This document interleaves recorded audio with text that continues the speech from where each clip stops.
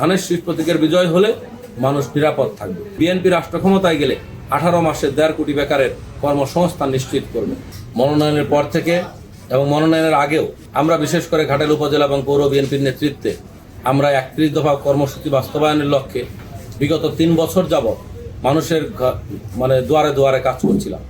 সেই কাজেরই ধারাবাহিকতায় আমরা সেই কাজটাকেই নির্বাচনী কর্মসূচিতে পরিবর্তন করেছি মাত্র।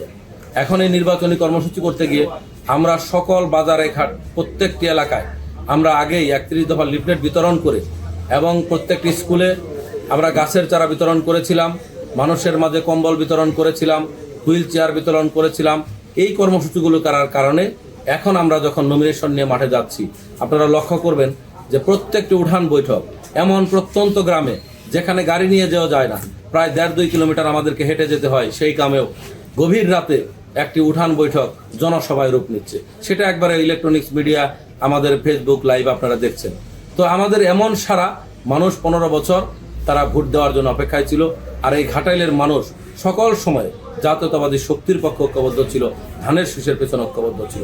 মানুষ মনে করে যে বিএনপির বিজয় হলে, ধানের শীষ প্রতীকের বিজয় হলে মানুষ নিরাপদ থাকবে। ঘাটাইলবাসীর উদ্দেশ্যে আমি যে কথাগুলো বারবার বলছি সেটা হলো যে আমাদের সবচেয়ে বড় সমস্যা এই ঘাটাইলের প্রত্যন্ত অঞ্চল ঘুরে আমি যেটা দেখলাম, দেশের মানুষের দৃষ্টিশক্তিকে সুরক্ষিত রাখার প্রত্যয় নিয়ে এলো সেফ এলইডি লাইট। রাস্তাঘাট অবকাঠামোগত সমস্যা এখন সবচেয়ে বড় দুর্ভোগ। বিশেষ করে ঘাটাইলের পূর্ব অঞ্চল পাহাড়ি এলাকায় বৃষ্টির সময় এমন জনদুর্ভোগ তৈরি হয় যে সেখানে হেঁটে যাওয়া কষ্টকর। মানুষের এই দুর্ভোগ লাঘবের জন্য আমার সর্বপ্রথম যে কাজটা থাকবে সেটা হলো ঘাটাইলের প্রত্যন্ত পূর্ব থেকে পশ্চিম, উত্তর থেকে দক্ষিণ প্রত্যেকটি এলাকায় আমাদের প্রতিটি পাকা রাস্তার পাশে যে সংযোগ রাস্তাগুলো, সেই রাস্তাগুলোকে আমরা পাকা করব এবং মানুষের যাতায়াতের সবচেয়ে ব্যবস্থা সুগম করব। ব্রিজগুলোকে আমরা নির্মাণ করার চেষ্টা করব। এটাই হলো সর্বোচ্চ অগ্রাধিকার। আমরা আমাদের সন্তানদেরকে এই মাদক বিক্রি অথবা মাদক সেবন থেকে আমরা ফিরিয়ে আনতে চাই। আমার আরেকটি উদ্যোগের কথা আমি সবসময় চিন্তা করছি, সেটা হলো যে আমাদের যে ছাত্র সমাজ, যে যুব সমাজ যারা এই বিপ্লব সংগঠিত করেছে, দীর্ঘদিন দলের পিছনে আন্দোলন সংগ্রাম করেছে, তাদের বেকারত্ব দূর করাও একটি অনেক বড় চ্যালেঞ্জ। সেই ক্ষেত্রে বিএনপি 31 দফায় ঘোষণা করেছে যে বিএনপি রাষ্ট্র ক্ষমতায় গেলে 18 মাসে 1.5 কোটি বেকারের কর্মসংস্থান নিশ্চিত করবে।